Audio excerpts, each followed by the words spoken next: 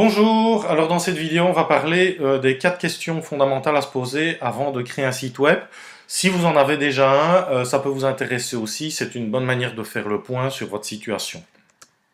Alors, avant de commencer, il y a 3 grandes solutions aujourd'hui pour créer un site web.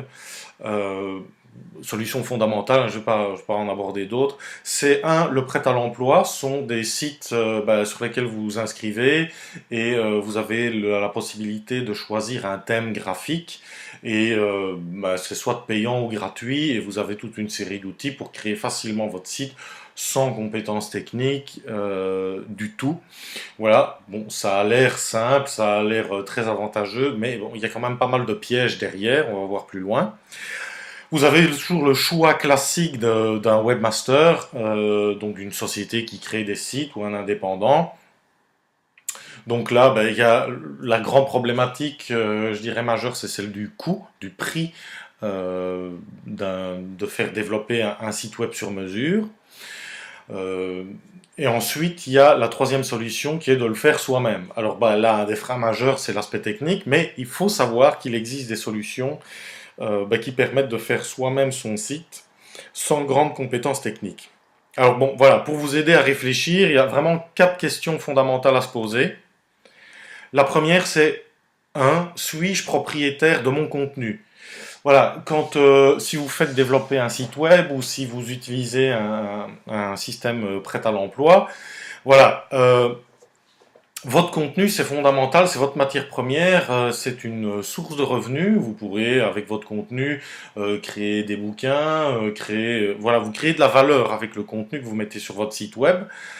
Euh, et donc, c'est fondamental de pouvoir récupérer ce contenu parce que, voilà, quitte en cas de litige avec votre fournisseur, est-ce que vous pouvez récupérer votre contenu? Où va ce contenu? Qu'en fait le fournisseur? Moi, j'ai eu des clients qui ont eu des problèmes justement par rapport à ça. Ils n'ont pas pu récupérer leur contenu sur leur site. Et c'était un site où ils payaient 200 euros par mois, tous les mois, pour un site vitrine. Et quand ils voulaient changer quelque chose sur le site, ils devaient transmettre les textes et le fournisseur faisait ces modifications-là. Bon, euh, ça, c'est une préoccupation importante que vous devez avoir. Donc, est-ce que je suis propriétaire de mon contenu? Par défaut, vous l'êtes, mais est-ce que vous pourrez le récupérer? Et c'est là toute la difficulté. Alors, une deuxième question, c'est qu'est-ce que je maîtrise? Vous êtes le propriétaire de votre contenu, ok, mais est-ce que vous avez accès au code source de votre site? Donc le code source, c'est ce qui permet d'afficher le graphisme, ce qui permet d'afficher la structure de votre site, en plus du contenu, du texte, des vidéos, etc. Voilà, ça, est-ce que vous pouvez récupérer ça à tout moment, par exemple? Est-ce que vous avez accès à la base de données? Donc qui est le contenu des informations proprement dites du site. Est-ce que vous pouvez le récupérer quand vous le voulez? Est-ce qu'un professionnel peut toujours intervenir sur votre site comme vous le voulez? Voilà, j'ai eu des clients où voilà, ils demandaient une modification, par exemple pour publier la date d'un événement, et les informations étaient publiées parfois après la date de l'événement. C'est quand même un peu dérangeant, c'est même très dérangeant, surtout si c'est un de vos médias privilégiés d'annonce. Bon, c'est inadmissible, vous ne pouvez pas travailler dans ces conditions-là.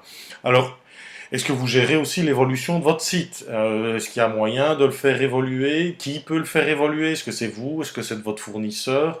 Voilà. Qu'est-ce que vous maîtrisez finalement dans l'outil? Finalement, si dans le cas que j'ai expliqué, vous donnez simplement votre texte ou votre vidéo en disant je veux la faire apparaître sur mon site, finalement vous ne maîtrisez absolument rien. Troisième question, est-ce que je suis totalement autonome? L'autonomie, c'est est-ce que je peux faire des modifications sur mon site? Est-ce que l'outil le permet? Alors il faut savoir que les webmasters développent parfois des sites où vous ne pouvez pas le faire vous-même. Certains vous donnent un accès restreint au site où vous pouvez faire des modifications. D'autres vous donnent des systèmes complètement ouverts, hein. Ils travaillent par exemple avec des outils comme WordPress, qui est un outil gratuit que vous pouvez mettre en œuvre vous-même sans grande compétence technique. Euh, et des webmasters l'utilisent. Est-ce que vous avez la possibilité, pour en revenir aussi à ça, il y a les sites prêts à l'emploi, eux vous donnent une grande liberté pour la création de vos pages, etc. Donc là vous êtes assez autonome, mais il faut aller voir plus loin aussi. Si par exemple vous êtes chez un hébergeur qui ne vous satisfait pas ou qui ne satisfait pas vos demandes parce que votre site est ralenti, etc. Est-ce que vous pouvez déménager facilement votre site là où vous êtes? Est-ce que votre fournisseur vous permet de déménager facilement votre site ou de faire quelque chose? Bon. Euh, Est-ce que vous êtes autonome par rapport au webmaster? Si vous faites développer un site web par une société ou par un indépendant et que c'est quelque chose de sur mesure pour vous, eh bien, il se peut que vous ne puissiez pas, si soit la société fait faillite ou voilà, le fournisseur disparaît ou que vous avez un litige, etc.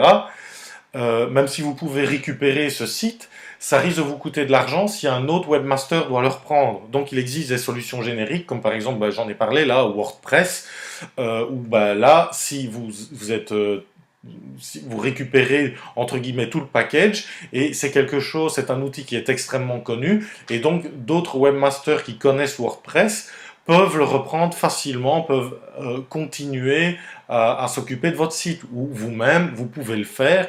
Il y a énormément de documentation en ligne par rapport à ça. Euh, Toujours oui, la liberté par rapport à l'hébergeur. Si vous êtes sur un site prêt à l'emploi, vous n'avez absolument aucune liberté. Vous ne pouvez pas déménager votre site. C'est chez eux, vous ne pouvez rien récupérer. Si vous avez un litige avec, vous fermez votre compte et puis point, vous n'avez plus de site, c'est terminé. Et enfin, oui, voilà, quand je dis vous n'êtes pas tributaire d'un webmaster, effectivement, c'est s'il a développé quelque chose de sur mesure pour vous, c'est parfois difficile de récupérer ça.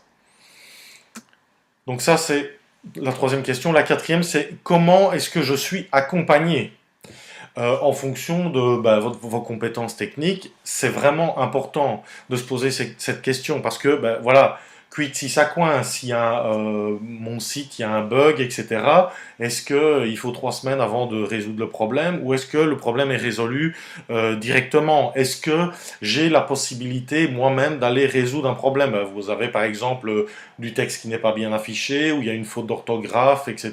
Vous voulez la corriger? Est-ce que vous pouvez le faire vous-même ou est-ce que vous devez demander à un webmaster et le fait que ça prenne du temps?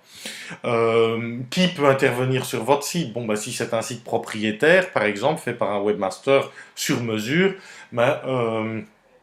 il se peut que vous ne puissiez pas aller intervenir directement sur le site et donc faire des modifications ou qu'un autre webmaster puisse le faire. Si par contre c'est une solution comme WordPress, etc., bien il est possible qu'une autre personne puisse intervenir. Alors il y a l'aspect coût de cet ensemble. Évidemment, plus vous êtes tributaire d'un webmaster, plus ça va vous coûter de l'argent, plus ça peut vous coûter cher pour des interventions, des modifications. Donc voilà, cette question-là est importante à se poser. Alors il faut savoir qu'il y a moyen de faire un mix entre par exemple un webmaster et une solution que vous pouvez mettre en œuvre vous-même. C'est ce qu'on fait chez Nostrum. Il y a des formations qui sont données pour pouvoir vous-même mettre en œuvre un site avec les aspects stratégiques et techniques.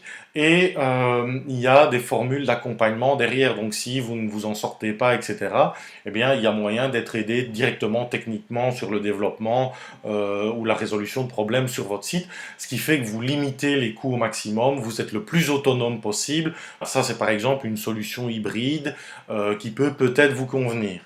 Par rapport aux 4 questions à se poser, ben, j'espère que cette vidéo vous aura aidé dans votre choix et ben, vous y retrouver un petit peu parmi toutes les solutions sur le web et à pouvoir avancer par rapport à votre projet. Et ben, je vous souhaite toute la meilleure réussite possible dans votre entreprise. Voilà, au revoir.